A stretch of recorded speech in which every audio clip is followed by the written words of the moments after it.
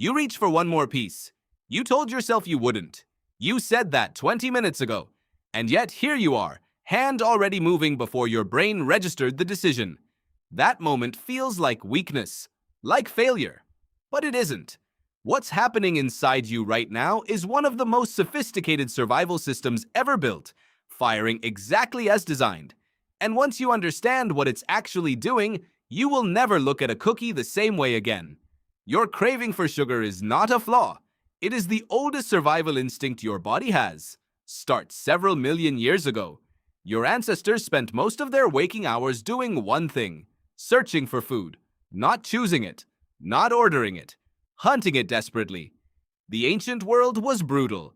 Fruit was rare and seasonal. Sweet things were scarce. And when they appeared, they carried something critical: dense, fast, immediately usable energy. Your brain learned this lesson early, not in your lifetime. Over hundreds of thousands of generations, the brains that lit up with pleasure at sweetness were the brains attached to bodies that survived. They found the fruit. They climbed for the honey. They ate when eating was possible because food might not exist tomorrow.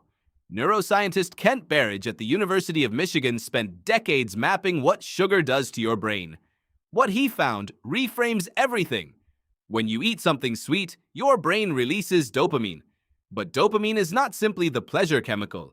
Berridge showed it is the wanting chemical. It doesn't reward you for eating sugar. It drives you toward it. It creates urgency, anticipation, a magnetic pull. The craving is the point. The craving kept your ancestors alive. Then, 200 years ago in the arc of human history, industrial sugar refining changed everything. Sweetness was extracted, concentrated, stripped of everything that used to slow it down. Refined sucrose, high fructose corn syrup, syrups engineered to be sweeter than anything that ever grew on a tree. Researcher Michael Moss documented how food corporations spent millions finding what they called the bliss point, the precise level of sweetness that maximizes craving. It was an arms race against your own biology, and your biology lost.